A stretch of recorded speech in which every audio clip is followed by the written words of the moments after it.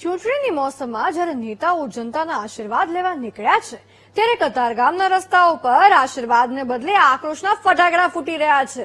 ભાજપના ઉમેદવાર રઘુ ખૂંટ અને તેમના દ્વારા માટે વોર્ડ નંબર 7 ની ગલીઓ હવે કોઈ કાટાળા તાજ જેવી બની ગઈ છે, જ્યાં પગ મુકાતો સાથે જ જનતા સવાલોના અણીદાર બાણ છોડી રહી છે. તો અલ્પેશ કથિરિયાના પણ કંઈક એવા જ હાલ છે, કારણ કે એ પણ લોકો એમને સવાલ પૂછે છે. જે નેતા સત્તાના જોરે રક્ષક બનવાના દાવા કરતા હતા તેમના પર જ હવે સવાલોનો ગાળિયો કસાયો છે. આવું કેમ થઈ રહ્યું છે, આવું જણાવીએ.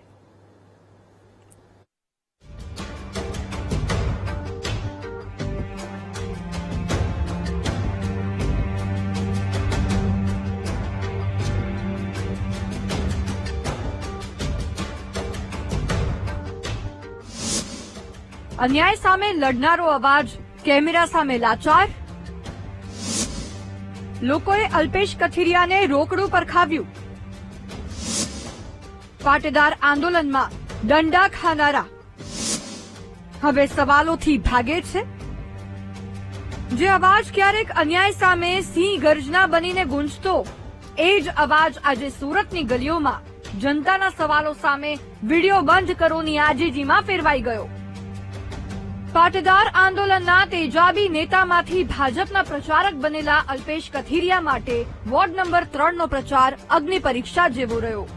જે જનતાએ તેમને ખભે બેસાડ્યા, એ જ જનતાએ તેમને આંગળી ચીંધીને પૂછ્યું કે સાહેબ, આંદોલનમાં તો દંડા ખાતા હતા, તો હવે લોકશાહીમાં સવાલોથી કેમ ભાગો છો?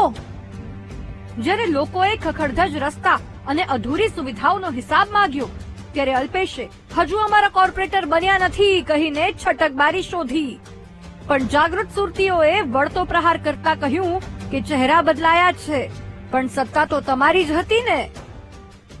કેમ ભાગી જઈ શકે?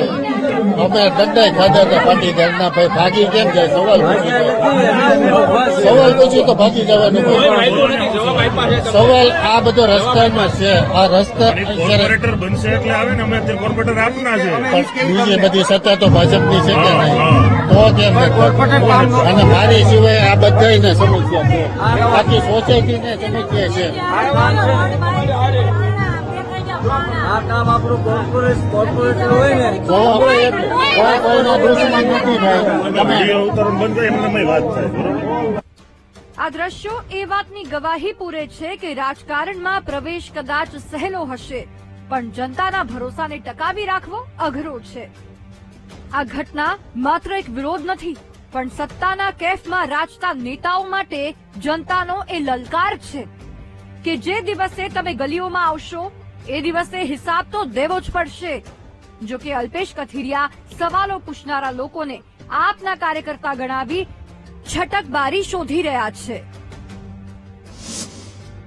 ફૂલહારનું સ્થાન હવે ફિટકારી લીધું.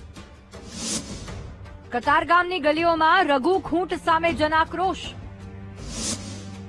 સમજુબા હોસ્પિટલ વિવાદના પડઘા શંકરનગરમાં. પ્રચારના રથને સોસાયટીએ જ બ્રેક મારી.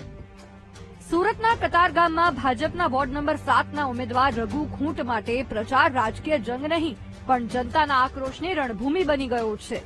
જે ગલીઓમાં ક્યારેક ફુલહારથી સ્વાગત થતું હતું, ત્યાં આજે હપ્તાખોરીના આક્ષેપો છે. એક દિવસ અગાઉ સંજુબા હોસ્પિટલમાં હપ્તા લેવાના સનસનીખેજ આરોપોએ જે આગ લગાડી હતી, તે આજે શંકરનગરની સોસાયટીઓ સુધી પહોંચી છે. પ્રજાનો મિજાજ એવો છે કે હવે તેઓ માત્ર પક્ષના ચિહ્નને જોઈને મૌન રહેવા તૈયાર નથી. તેઓ ઉમેદવારના ભૂતકાળનો હિસાબ માંગી રહ્યા છે.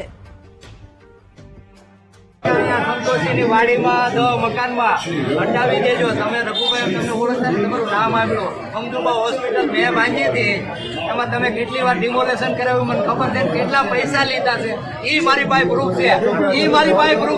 હું જાહેરમાં તમને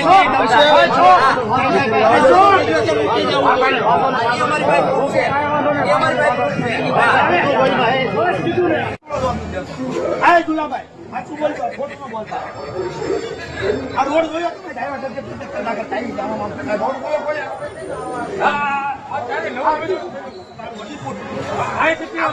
આપણો આદિપુર મારો કાઢ્યો છે, કેવા વાળો છે?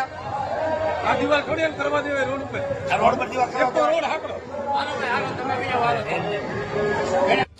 અંતે કતારગામનો આ જનાક્રોશ એ વાતની ગવાહી પૂરે છે કે લોકશાહીમાં મતદાર માત્ર વોટ બેંક નથી પણ જાગૃત ન્યાયાધીશ પણ છે.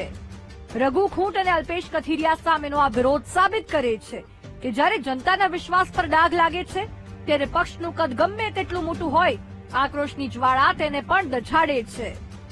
હવે જોવાનું એ રહેશે કે ભાજપ આ અસંતોષને ખાળવા માટે વ્યૂહરચના બદલશે કે પછી જનતાનો આ નો એન્ટ્રીનો લલકાર ચૂંટણીના પરિણામોમાં કોઈ નવો જ ઇતિહાસ લખશે. Bureau report, VTV news.